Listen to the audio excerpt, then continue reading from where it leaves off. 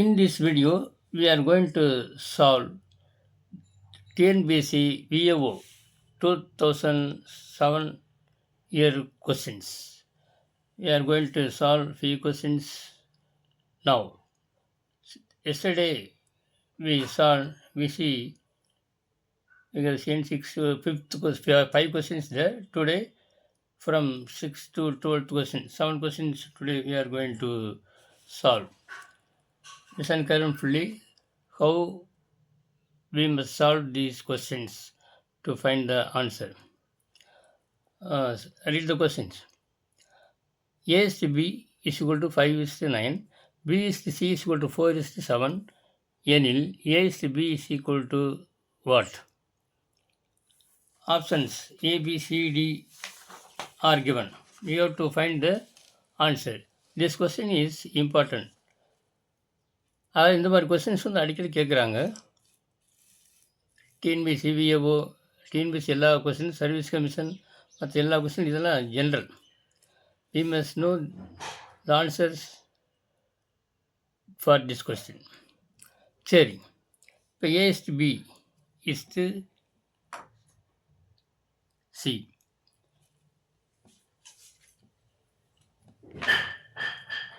சும்மா ரஃபாக A is to B is to Cன்னு படிக்கலாம். A is to B நேரம் எழுதுங்க. 5 is to 9. Okay. B is to C is equal to 4 is to 7. இந்த Bக்கு கீழே 4 is to 7. Cக்கு நேரம். B is to C. B, C. Below B, C, we have to write 4 is to 7. Okay. Now we have to find A is to B is to C. That is the question. A is to B is to C is equal to what?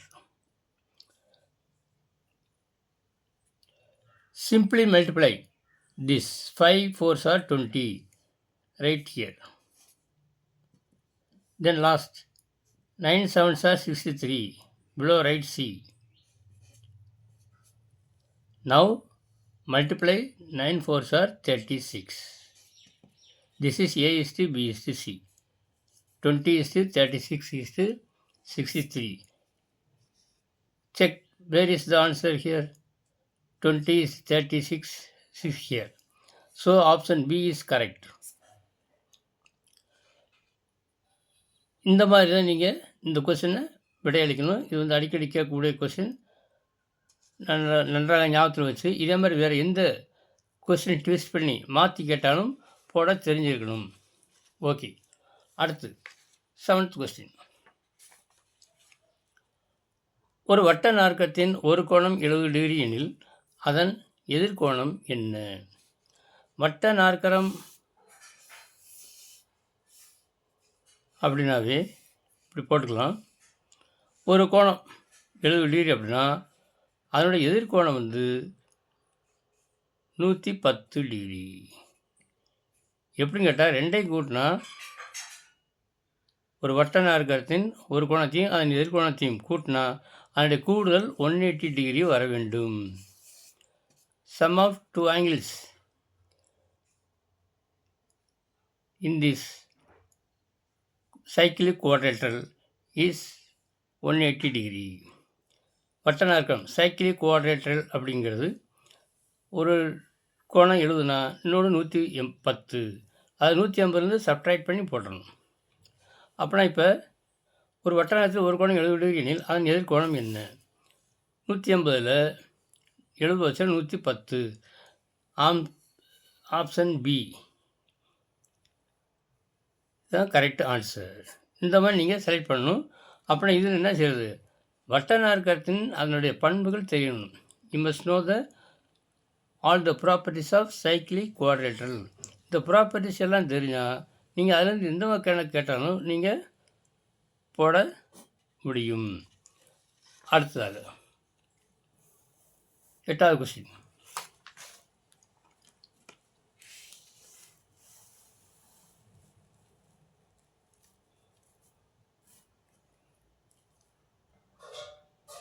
எட்டாவது question. ஒரு வட்டத்தின் மைய புள்ளியிலிருந்து ஒரு வட்டம் போட்டுங்க Rafah. ஒரு வட்டத்தின் மைய புள்ளியிலிருந்து, இது வட்டத்தின் மையம்னு வச்சுக்கலாம், சென்டர் ஆஃப் த சர்க்கிள். ஒரு வட்டத்தின் மையப்புள்ளியிலிருந்து சென்டர் வட்டத்தின் மையப்புள்ளியிலிருந்து அது நாணுக்கு வரையப்படும். ஒரு நாண் இப்படி வரைஞ்சிக்கலாம். இந்த நாணுக்கு வரையப்படும் செங்குத்து கோடு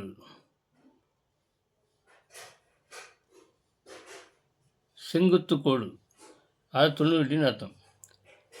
வரையப்படும் செங்குத்து கோடு அந்த நாணை இரு சமக்குறிடும் அப்படின்னு அர்த்தம். அப்படின்னா option A. From the center of the circle, a perpendicular line is drawn to the chord. Then this chord divides into two equal parts. அதுதாங்க ஆன்சர். அடுத்து 9வது.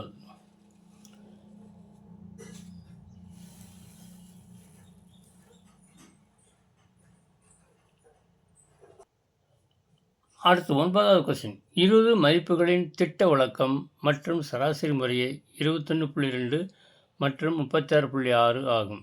அவற்றின் மாறுபாட்டு கெழுவை காண்க. மாறுபாட்டு கெழு அப்படிங்கிறது கோஎஃபிஷியன்ட் ஆஃப் வேரியேஷன் அப்படின்னு அர்த்தங்க. திட்ட விளக்குங்கிறது சிக்மாங்கிறது சிம்பிள். சராசரிங்கிறது எக்ஸ் பார். நம்மளுக்கு ஃபார்முலா வந்து மாறுபாட்டுகள் கோஎஃபிஷியன்ட் ஆஃப் வேரியேஷன்.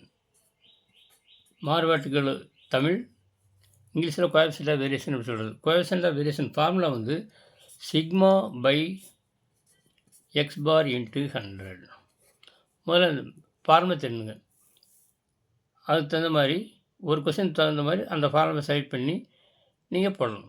இப்போ 20 மதிப்புகளின் திட்ட விளக்கம் மற்றும் திட்ட விளக்குங்கிறது சிக்மா. முறை அப்படின்னாக்க முதல்ல இருக்கிற திட்ட விளக்கம், அடுத்து இருக்கிறது சராசரி, இதுதான் எக்ஸ் பார்னு அர்த்தம். இது திட்ட விளக்கம் சிக்மா. சிக்மா எவ்வளவு? 21.2. சராசரி ஆவரேஜ் சொல்கிறோம்ல, ஆவரேஜ் அது 36.6. அதை வகுத்து 100ஆல் பெருக்கினா உங்களுக்கு ஆன்சர் வந்துடும். சரி, 21 இங்கே 0.2 புள்ளிக்கு அப்புறம் ஒரு டிஜிட், இங்கே புள்ளிக்கு அப்புறம் ஒரு டிஜிட் அப்படிங்கிறதுனால நம்ம என்ன செய்யலாம்? அப்ராக்சிமேட்டாக, அதாவது புள்ளி நீக்கிடலாம்.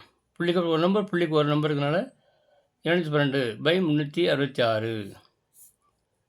212 உள்ள போட்டு 366 வெளியே போடணும். ரஃபாக வகுத்து பார்ப்போம்.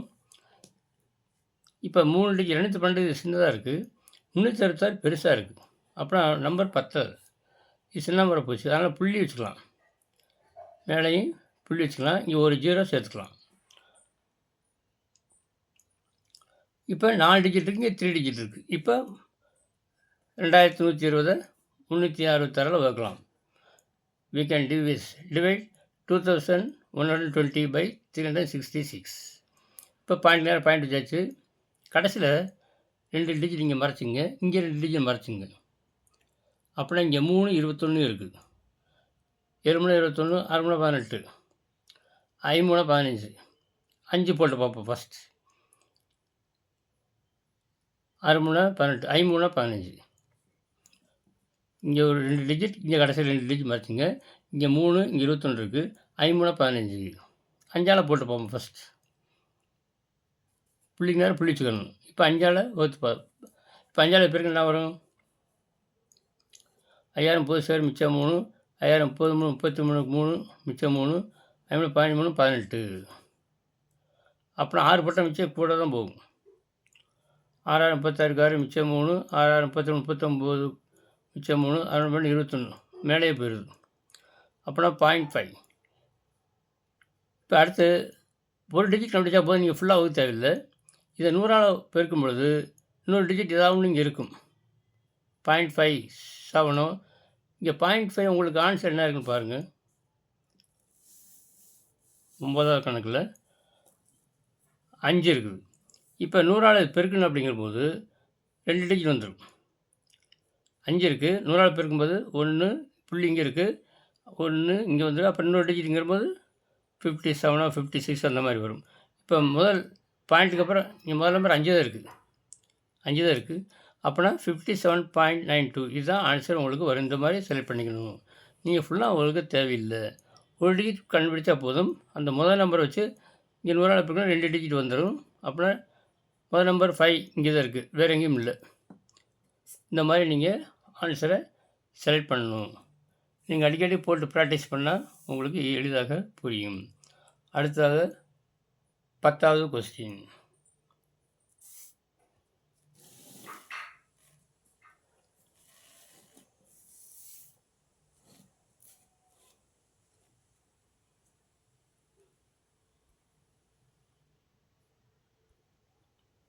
பத்தாவது கொஸ்டின் 1 - tan 45 டிகிரி இன் மதிப்பு யாது? 4 ஆப்ஷன் கொடுத்துருக்கு. உங்களுக்கு முதல்ல ட்ரிகனாமெட்ரிக் ரேஷியோஸ் ஆஃப் ஆங்கிள்ஸ் உங்களுக்கு 0லேருந்து 90 வரைக்கும் 90 டிகிரிக்குள்ள அந்த மதிப்பெல்லாம் முதல்ல தெரிஞ்சிருக்கணும். அந்த அட்டவணையில் ஷார்ட்கட் மெத்தடு இருக்குது, ஈஸியாக மனதில் வச்சுக்கிற. சிலதை நீங்கள் இப்போ tan 45னா அதோட மதிப்பு 1 தான். அப்புறம் 1 - 1 0. 0 எங்கே இருக்குது? Option C. இதுதான் கரெக்டான ஆன்சர். அடுத்து 11வது கொஸ்டின். ஒய்ஹெச்சுக்கு இணையான நேர்கோட்டின் சமன்பாடு என்ன? ஒய்னாவே எக்ஸு, எக்ஸுனா ஒய்னு வரணும். இப்போ ஒய்ஹெச்சுக்கு இணையான நேர்கோட்டின் சமன்பாடுனா ஒய்னு எக்ஸ் வரணும். அதாவது x is equal to c. இதுதான் ஆன்சர்.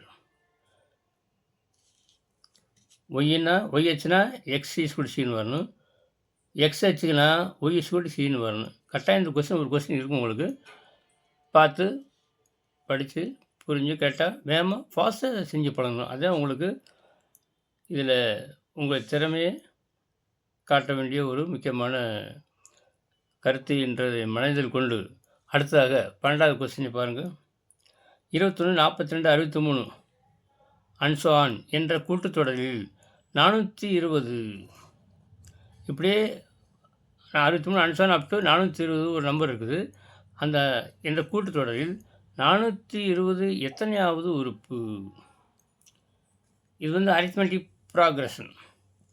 21 + 42 + 63 அப் டு 420 வரைக்கும் 420 எண் வரும் பொழுது அது எத்தனாவது உறுப்பு? இது 1வது உறுப்பு, 2வது உறுப்பு, 3வது உறுப்பு. அதே மாதிரி 420 வந்து எத்தனையாவது உறுப்பு வரும் அப்படிங்கிறத கண்டுபிடிக்கணும். எப்பயுமே ஒரு கூட்டத்தொடர் வரிசையில் முதல் உறுப்பு ஏ அப்படின்னு வச்சுக்கலாம். இங்கே கடைசி உறுப்பு இது 420 கடைசி உறுப்புன்னு வச்சுங்க. இதுதான் டிஎன் லாஸ்ட் உறுப்பு. டிசி டிஎன் லாஸ்ட் டேம், அதாவது nth டேம், அதாவது எல்ங்கிறது கடைசி உறுப்பு, அதில் டிஎன் வச்சுக்கலாம். ஃபஸ்ட் உறுப்பு ஏ, கடைசி உறுப்பு 420. அப்புறம் 420 எத்தனாவது உறுப்பு? இதுக்கு we must use the formula.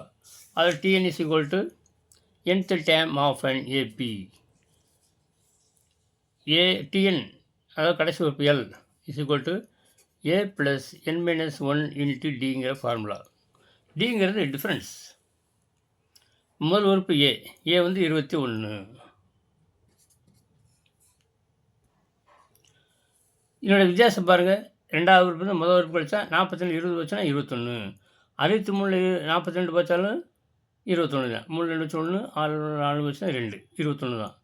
அதனால தான் இது வந்து 21ங்கிற எண் கூட்டிகிட்டே போகுது. அதனால தான் இது கூட்டுத்தொடர் அப்படிங்கிறோம். இது வந்து இங்கிலீஷில் அரித்மெட்டிக் ப்ராக்ரஷன் ஏபி அப்படிங்கிறது. அப்புறம் இதில் வந்து nth term of an AP formula TN is equal to A plus n - 1 into D. இதில் முதல் உறுப்பு 21. இந்த எண்ங்கிறது என்னாவது உறுப்பு அதை நம்ம கண்டுபிடிக்கணும். என்ற கூட்டுத்தொடரில் எத்தனாவது உறுப்பு, அதாவது என்னாவது உறுப்பு எண்ணுங்கிறது எத்தனாவது உறுப்பு அப்படிங்கிறத கண்டுபிடிக்கணும். n - 1 இன்ட்டு டிங்கிறது வித்தியாசம் எவ்வளவு?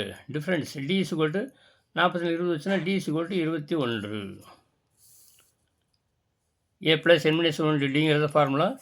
ஏ வந்து 21, n - 1 ஃபார்முலா. டி வந்து 21 தான்.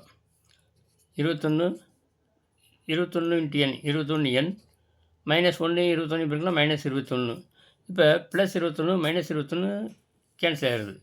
டிஎன் இஸ் ஈக்குவல் டு இங்கே எவ்வளவு? லாஸ்ட் டைம் வந்து 420. நம்மளுக்கு 420 தான் லாஸ்ட் டைம். டிஎன் 21 என் 420. ரெண்டு பக்கம் பாருங்கள், 21 கேன்சல் பண்ணுங்கள். ஒரு 21 2 21 42, 2 1 2 2 2 4, 2 21 42. இந்த சேவல் அடி போடலாம் 20. அப்போனா n = 20. n = 20 எங்கே இருக்குன்னு பாருங்கள். B, option B. இதுதான் விடை. இதுதான் nth term of an AP. TN = A + n - 1 D டிங்கிற formula வச்சு நம்ம போடணும்.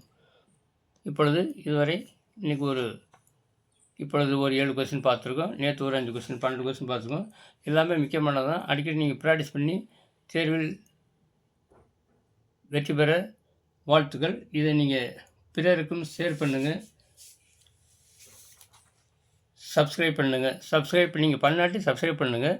மற்றவர்களுக்கு ஷேர் பண்ணி ஃபோன் பண்ணியோ அல்லது ஷேர் பண்ணியோ அவளுக்கு தகவல் தெரிவித்தால் உங்கள் நண்பர்களும் இதில் ப்ராக்டிஸ் பண்ணி அவர்களும் தேர்வில் வெற்றி பெற வாழ்த்துக்கள் கூறி உங்களுக்கு வாழ்த்துக்கள் கூறி விடைபெறுகிறேன். அடுத்த